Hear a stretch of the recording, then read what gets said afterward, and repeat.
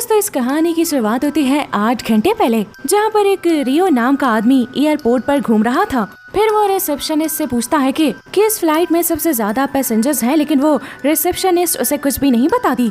अब एक पार्क नाम का आदमी अपनी बेटी जुमिन के साथ फ्लाइट से जाने वाला था, लेकिन जुमिन को वॉशरूम आने लग जाता है और वो गलती से वुमेन्स की जगह मेंस वॉशरूम में चली जाती है और रियो भी उसी वॉशरूम में होता है। वो अपने एक कट लगाता है और एक कैप्सूल उसमें डाल देता है, पर रियो को लग रहा होता है कि कोई उसे देख रहा है। अब इतने में पार्क अपनी बेटी को ढूंढते हुए वहाँ जाता है। दूसरी तरफ हमें एक पुलिस वाला इनो दिखाया जाता है जो अपनी वाइफ से बात कर रहा होता है। उसकी वाइफ हवाई जाने वाली प्लेन में चढ़ रही होती है।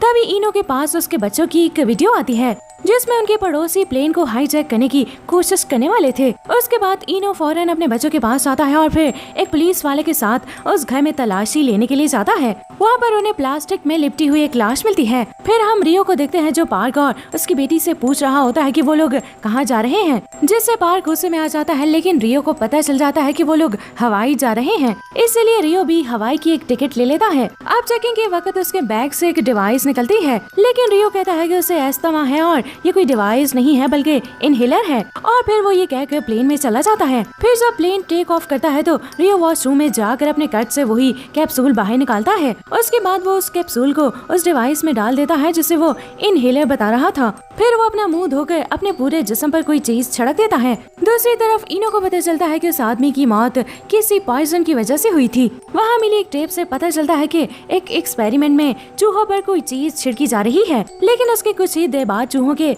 मुंह से खून निकलने लग जाता है और सारे चूहे मारे जाते हैं। फिर ऑफिसर्स को एहसास होता है कि ये पाउडर कोई वायरस है, क्योंकि जिन चूहों तक पाउडर नहीं पहुंचा था वो चूहे भी मारे गए थे। उन्हें उस लाश में से भी वही वायरस मिलता है। अब रियो के वॉशरूम से बाहर निकलने के बाद उसे जुमिन मिलती है। जुमिन वॉशरूम जाने वाली थी, पर तभी कोई दूसरा आदमी वॉशरूम चला जाता है। उसके बाद रियो जुमिन के कान में कुछ बोलकर अपनी सीट पर बैठ जाता है। वॉशरूम गए हुए आदमी को लगता है कि हवा में कुछ अजीब सा है और वो जोर जोर से खांसने लगता है। अब वो आदमी वॉशरूम से बाहर निकलकर एयर होस्टेस को सारी बात बताता है। फिर वो एयर होस्टेस वॉशरूम में चेक करने के लिए जाती है। अब पार्क के बराबर में बैठा हुआ आदमी प्लेन हाईजैक करने की वीडियो देख रहा होता है, इसलिए पार्क भी वो देख लेता है और इसमें वो पहचान जाता है कि रियो ही प्लेन हाईजैकर है। फिर पार्क अपनी सीट से उठकर अपनी बेटी को ढूंढने लग जाता है जो कि वॉशरूम के बाहर ही खड़ी हुई थी। पार्क वो वीडियो एयर होस्टेस को दिखाता है, लेकिन एयर होस्टेस उस वीडियो पर ज्यादा ध्यान नहीं देती। फिर जुमिन उन्हें बताती है कि रियो अपने अंदर कुछ छुपा कर यहाँ लाया है। उसके बाद वो मेरे कान में ये बोल कर गया है कि प्लेन के सारे लोग मरने वाले हैं। अब ये सुनकर एयर होस्टेस रियो से उसकी आईडी मांगने चाहती है और रियो खुद को एक साइंटिस्ट बताता है। दूसरी तरफ इनो और बाकी पुलिस वाले एयरपोर्ट पे पहुंच जाते हैं और उस वीडियो टेप वाले आदमी की आईडी ढूंढने लगते हैं। फिर हमें पता चलता है कि वो आदमी रियो ही था। अब प्लेन में जो आदमी वॉशरूम गया था उसके जिस्म पर रेड स्पॉट्स आने लगते हैं और उसकी एक आंख निकलकर बाहर भी आ जाती है। उसके बाद उसे खून की उल्टियां भी होने लग जाती हैं और वो जमीन पर गिर जाता है। ये देखकर पूरे प्लेन में अफरा तफरी मच जाती है। उसके बाद एक डॉक्टर उस आदमी को देखकर बताती है कि वो अब मर चुका है। यहाँ पर पार्क बोलता है कि ये रियो ने ही किया है और उसके बाद वो दोनों लड़ने लग जाते हैं। यहाँ पर प्लेन में 3 पायलट्स जे, वॉन और जूई होते हैं। अब जल्दी उन्हें इस बात का पता चल जाता है और एयरपोर्ट से भी उन्हें रियो के बारे में जानकारी मिल जाती है। उसके बाद जे बाहर आकर देखता है तो रियो और पार्क लड़ रहे होते हैं। जे उन्हें बड़ी मुश्किलों से रोकता है और फिर वो रियो से उसकी आईडी मांगने लगता है, लेकिन तभी रियो वहाँ से कंट्रोल रूम की तरफ भागने लगता है, लेकिन पैसेंजर्स उसे पकड़ लेते हैं। उसके बाद जे कैप्टन को बताता है कि प्लेन में सब बीमार पड़े हैं और कैप्टन की जान बचाने के लिए जैक भी बाहर रुक जाता है। आगे हम देखते हैं कि इनो की टीम ने रियो के बारे में पता लगाया है कि रियो रीकन नाम की कंपनी में काम करता था। टाइम कम था, इसलिए ये लोग सोचते हैं कि रियो से ही इस वायरस के बारे में मालूम करते हैं। फिर जे रियो से पूछता है, लेकिन वो बार बार यही बोले जा रहा था कि प्लेन में मौजूद सभी लोग मारे जाएंगे और फिर वो खून की उल्टियां करना शुरू कर देता है। तब ये प्लेन भी नीचे गिरने लग जाता है, क्योंकि कैप्टन भी इस वायरस का शिकार हो गया था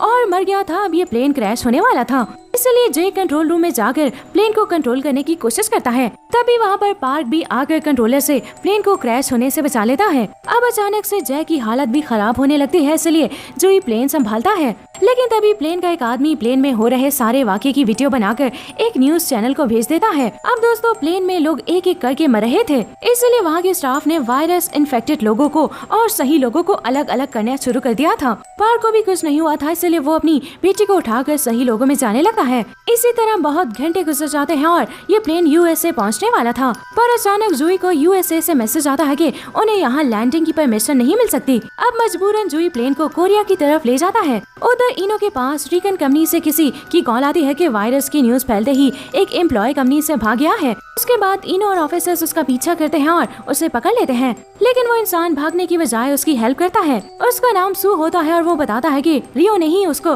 फंसाया है और इस वायरस का नाम SC1 है। रिका ने उस वायरस को इलीगली बनाया था और इसी वजह से वहाँ के सारे साइंटिस्ट भी मारे गए थे, लेकिन बस एक साइंटिस्ट बची है, पर उसका कहना यह है कि रियो ने ही धोखा देकर सारे साइंटिस्ट को मार दिया था और कंपनी ने इसी वजह से रियो को भी बाहर निकाल दिया था। लेकिन फिर ये मामला पूरे तरीके से रफा दफा कर दिया गया था, इसीलिए रियो ने सू से भी धोखे से वायरस का एक सैंपल ले लिया था और अब इनो उस साइंटिस्ट की तलाश में निकल जाता है। यहाँ पर प्लेन में तभी अचानक जूही को भी खून की उल्टियाँ होना शुरू हो जाती हैं। उसके बाद पार्क अब प्लेन संभालता है।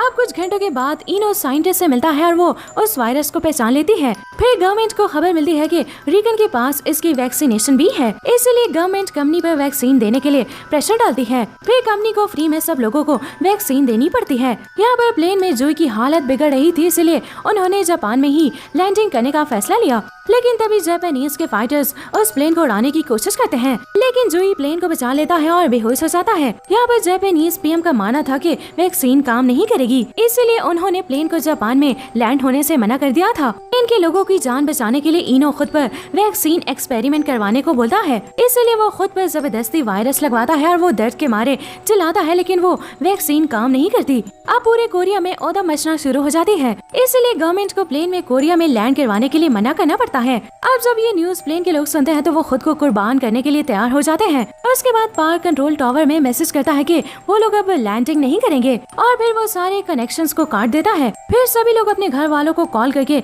आखिरी बाय करने लगते हैं। फिर पार्क प्लेन को समंदर की तरफ लेके जाता है। तभी अचानक से इन लोगों को होश आने लग जाता है और वैक्सीन काम करने लग जाती है, इसीलिए फिर वो लोग प्लेन को वापस बुलाने की कोशिश करने लग जाते हैं और फिर प्लेन सेफली लैंडिंग कर लेता है। अब कुछ दिनों के बाद पार्क उन सभी लोगों से मिलने जाता है जहां उन्हें इनो भी मिलता है, लेकिन दोस्तों इनो वायरस की वजह से पैरालाइज हो गया था। और फिर गाइस इस सीन के साथ ये मूवी यहीं दी एंड हो जाती है।